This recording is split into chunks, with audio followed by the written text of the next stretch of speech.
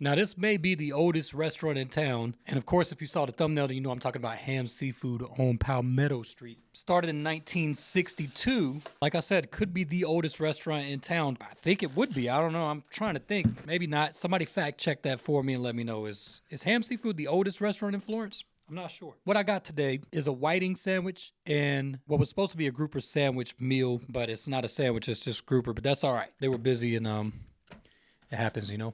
But I want to explain this to you because one thing that I'm big on is just making sure that we're alerted to our options. And for whatever reason, I know that the Filet-O-Fish sandwich at McDonald's is very popular. Very popular sandwich. As a matter of fact, I just saw a video like 2 days ago in Internetville where this lady stacked like 3 of them together and was eating it, which was a sight to see. I don't plan on doing that anytime soon, but I will tell you that I know that it's a popular sandwich. And what I'm saying is for relatively close to, I would imagine, the same price, this sandwich is $5.99 at Ham's. And I mean, look at the size of this filet. Now, I got whiting for this comparison. They use pollock, allegedly, for the Filet-O-Fish at McDonald's. And I figured this would be the closest thing, this whiting. But look at this thing. Now, granted, there's no cheese. They don't put it on the bun. It's going to come on white bread. There's no drive-through, so you got convenience at McDonald's. But I'm saying, if you're on your lunch break, you want a fish sandwich, you can't tell me that this isn't going to be a better option. Much fresher. And the thing about Ham's is it's kind of a lot like what we've talked about with George's, for example, in the sense that they're not really jumping through a whole lot of hoops to make the product. It's just your standard pieces of fried fish right there. But man, they're seasoned and fried to perfection.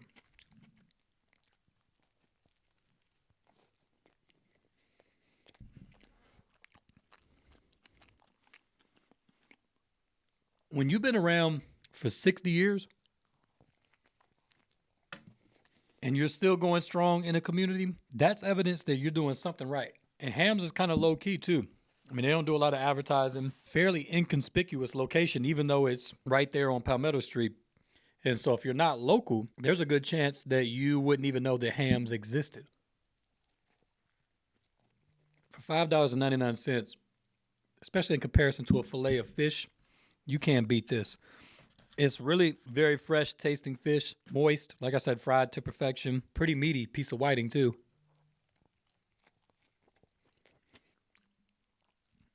Far superior piece of fish, man. I don't know another way to say it than that.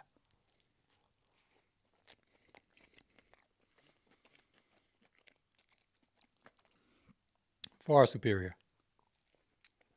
And it may sound like I'm hating on McDonald's. I'm not. I'm just saying it just is what it is. And it kind of, the thrust behind that kind of ties into what I'm going to talk about a little bit on the back end of this. Let's finish this sandwich first and then get into the grouper. Because I do have some news, pretty big news, to share with y'all. And in doing so, I want to reemphasize something we've talked about a lot over 2024 and now coming into 2025.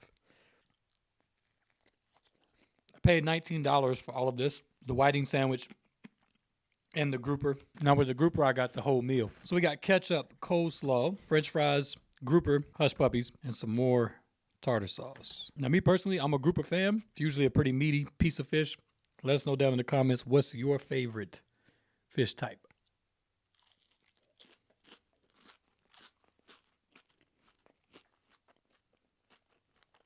Like I said, man, fried to perfection. So there's a few different seafood places in town that would be specialized in fried seafood. We've been to Angry Chicken and Fish before, and we'll make our way around to some other places, God willing. But you definitely need to add Ham's to your list. I mean, like I said, folks have been in town going strong for 60 years. That makes it very self-evident that they're doing something right. Don't overthink it. Go check them out. Now, the big news. I've had quite a few of you at this point ask me where you can buy the Florence Foodies shirts and merchandise that you see on the videos and that you may have seen around. Well, we were waiting on the website that we were having developed to be complete, and that website is now live. There's still some tweaks that need to be done to it and some kinks that probably need to be ironed out, as is the case with a new website typically. But for all intents and purposes, it's live and it's ready to go. It is FlorenceFoodie.com, and I'll put the link down in the description to the website. It was supposed to be Florence Foodies with an S, but somebody up in like Greenland bought that domain and has been squatting on it. So we said, let them have it. So it's Florence Foodie with no S. Now, we do have plans for the website for the future, different things that I think we could do that will be a measurable benefit to a lot of people in the community, but we'll explore that as we go. But for now, it serves as a central hub for videos, showcasing local restaurants, getting to know some of our restaurant owners, that kind of thing, and to purchase the merchandise, as I mentioned, and also the mission statement is there on the website as well. And there's your segue to what I was saying about the McDonald's, not hate, just the McDonald's conversation. About, I don't know, maybe 3 years ago now, 2025, 23, yeah, about 3 years ago, I was having a conversation. The conversation was about food culture and food scenes in different places. And we were specifically at that moment talking about Asheville, North Carolina. And the comment was made to me, Florence could never have a food scene like Asheville, North Carolina. And you know I love food and my hometown. When I got offended by that, I mean, I literally like got offended, not like offended like I'm going to fight somebody, but just like I took exception to that comment. And now don't get me wrong, I'm not saying that Florence would possibly ever match a place like Asheville line for line, step for step in terms of a food scene. But what I would say is that according to scale, Florence could have a food scene that was as much of a draw or an attraction as a place like Asheville is. Again, I said like according to scale. So like Florence is what it is, you know, just population wise, geographically, median income, all that kind of stuff. I understand that. But I also understand that the stigma, which in another conversation I had with a restaurant owner who was familiar with our market, but was not in our market at the time, made a comment and said, people in Florence only want fast food and chain restaurants. I didn't get offended at that comment because I knew that it was partially true. That comment hurt a little bit. And so when I make mention of the filet of fish at McDonald's, it's in hopes that somebody in this audience who would normally go to McDonald's when they had a desire for a fish sandwich will say, you know what? I'm going to go try hams out. And they may or may not love it because it's not a one-for-one substitution. Quality-wise, the ham's whiting sandwich is far superior to a McDonald's filet of fish. But the bottom line is just playing a little role in bringing that exposure to this community that, hey, there is a lot of variety and there are a lot of options when it comes to food, quality of food, style, all of that. And many will find that, in fact, a lot, I would even argue, usually the superior options are not found in the gigantic corporations, in the fast food restaurants or the casual dining chain restaurants, although they do have their place. Now, I felt very vindicated in that because we started the Florence Foodies Facebook group like maybe 6 months ago, 7 months ago. It hasn't been that long. It's a relatively new Facebook group. And that group immediately began to explode and is now at about 8,000 members. And I say I felt vindicated because I knew I'm not the only person in this town that has a culinary appreciation. And you know what? I know that for certain because the person I was having that initial conversation with also has a great enthusiasm for food and appreciation for creativity and culinary skill. And I knew personally there are a lot of other people as well. And I suspected that there are thousands of people in this community that would gladly support a growing and thriving food scene if they had the opportunities. We just didn't have the places to dine. And now the stigma was carrying the narrative, but the stigma may not be 100% true. Hence why I got offended at the initial comment. I said, I don't believe that. Not only do I not believe that, but the potential of Florence, because we have a great location as well. You know, when I have my realtor hat on, I talk about this all of the time, whether it be with investors or out-of-market clients, whatever the case may be. Because of where we're situated on I-95, I-20, but specifically I-95, and then our proximity to Myrtle Beach, Florence is a market that is primed to explode. And it really has been for 20 plus years now, most of my life. I mean, looking back on what Florence was like in the early 90s, when I was a child of my earliest memories compared to now, is vastly different. And the development of the hotel industry to capitalize on I-95 specifically was huge. I remember all those years of working in Percy and Willie's and how much of our client base where people traveling. Hold on, man. I bet I got tartar. I bet I've had tartar sauce on my face the last 5 minutes. I just bet. I come back and start to edit these, and I'm like, man, you got to be kidding me. A large portion of our client base at Person Wiz, I served a lot of people that were traveling either south or north, particularly south from the north, up and down I-95. I mean, that was on a Friday or Saturday night. That was majority of the people I served. But yet that place was a local favorite as well. And I believe, this is my belief, that the more that local people that aren't really someone you would consider a Florence foodie, right? So like a real food enthusiast, refined palate, whatever you want to say. Someone that fancies themselves a foodie. Even those people, if they were given more options, more people, more investors, more restaurateurs, more investors, whatever the case may be, that wanted to open restaurants brought their culinary skill here, give our people more options, they would be impressed and they would keep coming back. And then it just starts to snowball. One guy knows another guy. He calls us, how's that restaurant going down there? Man, it's going great. We're killing it. You think that, you know what I do? I do X, Y, or Z. You think if I brought that down there, there'd be a market for it? I think so. Why don't we run some tests? Blah, blah, blah, whatever. Next thing you know, one place after another pops up and opens. Everybody's making money. Everybody's eating good food, having a good time. It's a win-win for everyone involved. That's just how I see it, at least. And I know there are many of y'all out there like myself, like the person I was having that conversation with, like others that I know personally and could name if I wanted to. And when you buy one of these shirts or whatever, sticker, whatever it may be, and you're out in the public, it's an insignia. It's a way to actually corral all of that energy and enthusiasm and actually make it measurable for the people that are watching and really begin to understand, man, there is an entire thriving food community in that town, because it's much like any other industry of entertainment, if you will. You know, sports athletes, they make all this money and they have all this elite branding and exposure and everything. But if the fans go away, if the 80,000 people that sit in the football stadium don't show up next Sunday, the entire league collapses under the weight of itself. It no longer exists.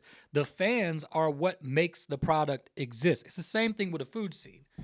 And therefore, to reverse that, if you don't think there are fans, so to speak, then you don't set up shop in a location because there's nobody to support your product, your industry. The more of us that are out there, that are seen, that are visible, is a glaring signpost saying, yeah, no, we're here. There is an audience for your product. And the idea is that it just plays another healthy, organic role, much like a grassroots coalition that reinforces, undergirds that developmental process. And it's already happening. It's already happening. To kind of bring all that full circle, I'm not sitting here saying, nor would I ever say there's anything inherently wrong with going to McDonald's for a filet of fish. If that's what you like, go get it. What I am saying is I want to be sure that you know you have options. And perhaps a lot of our people for a long time didn't. And they didn't have a reason to feel like they should get excited about trying new things. That's the other element to this, is the more people that see us, and you can't have an us if you're not identifiable. That's the idea behind the insignia. You know, like there has to be something that you identify for there to be a group of people. And they say, man, I want to be excited about food too, like they are. And it changes the entire culture. And so what if 10 years from now, the narrative is completely different? What if the narrative goes from people in Florence, they only want fast food and chain restaurants. They just want chicken fingers and French fries. What if the narrative was, maybe we're not on the same level as Asheville? Maybe not. But I think the narrative can still be very similar in that people all around, hey, we're traveling to Myrtle Beach. We got to stop in Florence because I've heard from a friend, from a family member. Last time we were down there, we stopped off. I saw on YouTube. I saw on the internet. I got invited to a Facebook group. Whatever these little channels and avenues are that people get exposure. And one by one, the narrative changes until that point they're saying, we got to stop in Florence because there are a ton of really good places to eat there. So much so that I'm only disappointed that I'm not going to be able to try everything I want to while we're there. Which is how Asheville has felt for me, as an example, or insert any city with a great food scene that you could think of. Not only do I believe it can happen, I believe it is happening. And I, for one, am very excited about it. So again, the website's live. Links down in the description. It's the only place to buy official Florence Foodie merchandise, period, at this moment in time. There are plans also for that to change and for there to be some places, even locally, where you can get your hands on merchandise. But as of right now, the website is the only place to buy official merchandise. So if it doesn't come from the website, it's not legit. And finally, to close this up, I went over to Yad Kitchen, Jamaican restaurant on McKeever Road yesterday, 1005 McKeever Road. You need to go check them out. Yad Kitchen and Grocery. I lost majority of my footage is the bottom line. I lost majority of my footage. The little bit of footage that I did maintain, I shared on Facebook. I shared on Instagram. I'm going to actually attach it to the end of this video and play it. It's about a minute. It's about 1 minute of footage. Still kind of gives a good showing of who they are, where they are, and some of what they offer. Their menus on there. Just want to give that plug and shout out to them also because I thoroughly enjoyed it. So stay tuned for that last minute. At the end of this video, I'll play that footage. And with that said, this is the end of this video. This was excellent. It's straight down the line. I can't say it any other way than seasoned and fried perfectly. Like, I don't know another way to say it. Not overdone, not underdone. It's just quality. There's a reason that the people have been doing it for as long as they've been doing it.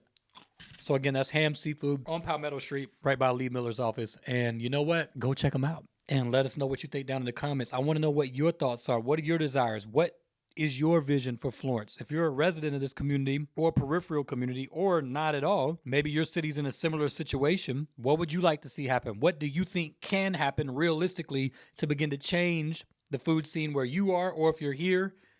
Drop it down in the comments. Let us know if you like this video. Please give it a like. Helps the channel out a ton, and we really do appreciate it. Make sure you're subscribed to the channel, notifications on, all of that stuff, so that you can be alerted to upcoming videos when we release them. And the plan is to have some really exciting stuff coming up, some interesting things, some different things coming up moving into 2025 that I hope y'all are really going to enjoy and that do accomplish a purpose. So I want this to be beneficial and a blessing to everybody. I really do. So hopefully that's going to be the case. I'm going to finish this last little bit of food up here. Check out the website. Link is down below. Stay tuned for that little bit of footage on Yad Kitchen. Y'all take care, and God willing, we'll see you on the next video.